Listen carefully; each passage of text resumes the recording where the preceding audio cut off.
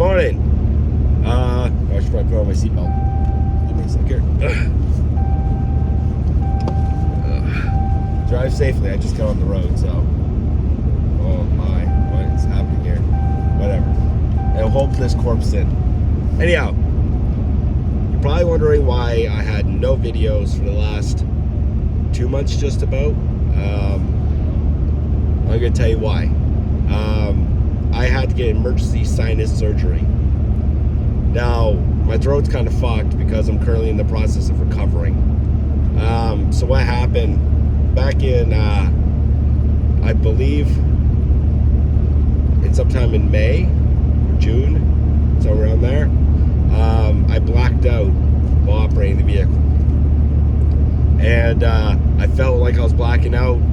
First thing I did is I just put on the emergency brake, which engages the trailer brakes and everything else like that. And I put the truck in neutral. And then I flopped out. I let go of the wheel. My alignment's good. So I was on a straightaway. I was like, oh, okay, something's happening. Put the truck in neutral. Hit the emergency brake. The trailer brakes lock on with the emergency brake. That's how I have it set up.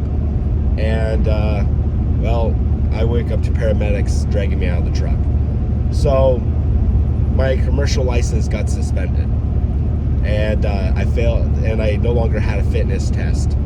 So I cannot operate a vehicle hauling more than 4,000 kg. I'm not allowed to haul commercially whatsoever during that time. So when I woke up in the hospital, we couldn't figure out what it was. And so the last video you saw was me heading home. I was off the road for about 3 weeks, just recovering. They say that this takes about a week. For whatever reason, it took longer. Because I would stand up, I'd be lightheaded. I do suffer from vertigo, and so it fucked everything up like royally. But the police and the doctors were not comfortable with me operating a commercial vehicle. So I had a fifth wheel on at the time. I had to get a friend of mine. Thank God, he's a good guy. At time, he came and grabbed fifth wheel off my truck, and I had my truck towed into Edmonton. Because that's my home base. Home base here in Cache Creek. I'm also home base in Edmonton as well for my second residence. It got towed there, and my license was suspended on the spot, pending further investigation. So we went through the process. We did stress testing. First thing, they thought I had a heart attack at 32 years old. I'm pretty fit. I have a gut because I don't eat really healthy, but I exercise a lot, and I do drink a lot of water and stuff like that. So we had some issues. So they did a stress test, and what they noticed that my blood oxygen level would drop from 99% down to the 80s, and then when I hit about 79, I would start to black out, which is surprising to them because to them, usually around 89, 90, most people black out. So they were kind of shocked that I survived down to 70. And so when I started to black out, they grabbed me immediately, laid me on the floor, and fed me emergency oxygen. And so from there, they determined that it was a lung issue or a oxygen issue. Which from there they hire an expert or a specialist. I don't know what I think a specialist, like ear, nose, lung thing like that, whatever it is. Anyhow, he was asking me questions. He was like, "Do you wake up?" I was like, "Yeah, I have a prenasal drip." Things like that. And he asked how long I've had it. I said most of my life. He said it hasn't gotten a lot worse. He's like, yeah, it's gotten pretty bad in the last couple of years, but you know, it's something I have to live with, right? And he said, no, you can get it fixed. So they scanned my lungs. They did a bunch of tests. Long story short, there was a lot of phlegm going down the back of my throat to the point that it was filling up liquid into my lungs. And my body wasn't reacting to it like it should. So most of the time when you have phlegm going into your lungs, your body naturally coughs. Well, mine didn't. And so I had about, you showed me the x-ray. This was 100% full of shit. Like I had zero air in my sinuses. And I had a couple mils of liquid, or like something like that. I don't know. He showed me on the chart. That my lungs were not evacuating. So he assumed at the time, he did all his things, that I needed to get some surgery to straighten out the cartilage in my nose and to drill out the infection that was in my nose. So there's like, I don't know how to explain it. You can look online, it's sinus surgery, but it was extreme sinus surgery, and normally they say this is like a couple-year waiting list in Canada, but since it is an emergency, I was prioritized. So I got in, literally, I think it was June 24th I got in. I was shut down. I had been June when it happened, so I got shut down at the beginning of June or end of May, somewhere around there. And first they tried antibiotics and a bunch of other stuff. It didn't work. So I got rushed in. There was cancellation. They called me like, hey, we got an opening. You want it? Yeah, done. So that's what happened. And I wasn't allowed to operate a commercial vehicle at the time. I could drive a personal vehicle, but my commercial license was temporarily suspended pending a fitness test. Now, legally speaking, I have everything back in order. I just have to go get my fitness test done. So, not fitness test, but I have to do a computer survey thing, whatever it is. It's about 4 hours, 2 hours, something like that. I have to redo it. Everything's back to normal. I just have 30 days to do the fitness test, and I got cleared from the doctors. So, we're on a job today. I can, for the next 30 days, operate a vehicle for a commercial. So, we're doing a job today. We're helping someone move. It's not far, though. It's, where is it? Ashcroft, I think. It's behind us, but my trailer's at my house. So I was visiting a friend of mine in Cache Creek. But, oh, by the way, I don't live in Cache Creek. It's fucking in between Kamloops and Cache Creek. So it's not too bad. But yeah, that's what happened. I want to update you guys on why there has been no videos. Because there's been no moving. I've literally been relaxing, just trying to heal, trying to recover, and I've been told I'm okay to go back on the road. I can't do anything strenuous, apparently, because it can cause mass bleeding. I don't know, not mass bleeding, or it can cause issues. You can start to bleed and non-stop bleed, and there's a bunch of things you have to do to take care of yourself. But I'm starting to get back to work slowly. We're doing easy jobs for now, and we're ramping back up into our normal production. Now, all my competition are saying that I got a good time, there's a recession now, there's no loads, and all this other shit. I think I made them mad when I told them, like, I'm already booked until September. So, all my clients have been fantastic. They all understood what took place. All of them understand, and if there's things that couldn't be moved, I hired guys to do it. I paid out of my own pocket to make sure that I got the job done for the customer and that they got their items delivered on time and where they needed to go.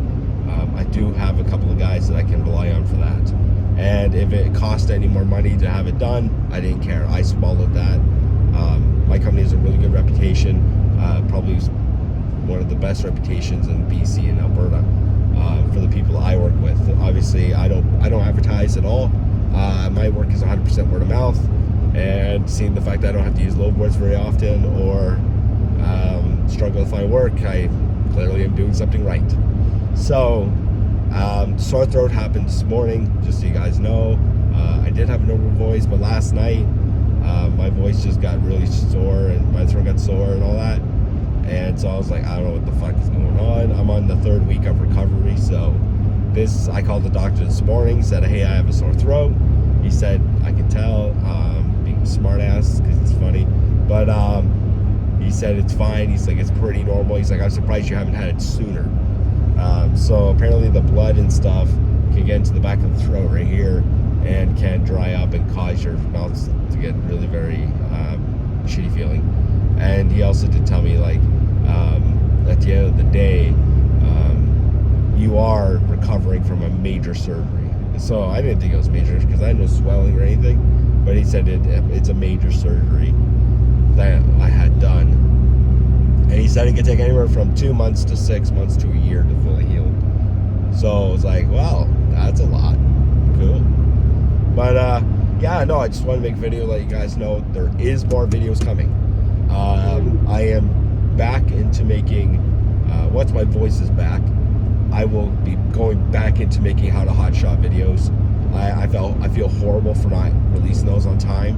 I know some of you are sub just for that content, but I just want to let you know what happened and why those videos have not been released, and that they are coming. It's just, this is a new process to me as well, and this came unexpected. I'm glad that no one got hurt when the incident happened.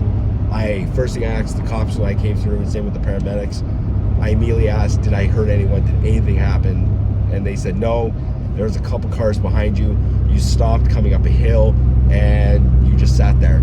So people got pissed off when they drove around. They saw that you were slumped over in the truck, and they immediately stopped. Apparently like 4 or 5 people stopped. And one guy opened up my truck door and put the truck in park and was checking on me. He said I wasn't responsive. That's why the police and the ambulance and firefighters all showed up at the same time, and that's why they thought it was a heart attack, because I wasn't responsive to the people who were checking up on me. So who knew that getting low blood oxygen level would take you out? But that is a risk with this industry. We are sitting for long periods of time. Blood clots, heart attacks, things like that is pretty common in our industry, and if you guys are doing it right now, make sure you do stop every 3 hours, 4 hours for a break and walk around for about 10-15 minutes. I know you're on a schedule and you gotta go, but you don't want to die and you don't want to kill someone on the road, and that's my one concern. Hello. Oh, nice Ferrari. Oh no, it's Corvette C8. Nice. Corvette C8 right there in the center. So yeah, I'm glad no one got hurt. No damage to the load that I was hauling. Nothing. So my smart thinking, like the doctor said, the fact that I could tell something was going on and I didn't try to fight it, that I immediately just hit the e-brake and just put the truck in neutral, probably saved a life or two, because I was total weight of I think I was 29,700 pounds with that fifth wheel. It was a triaxle fucking landmark of a thing. It was huge. It was a massive, like 41 foot, like massive fifth wheel. Probably the biggest fifth wheel this truck could ever haul.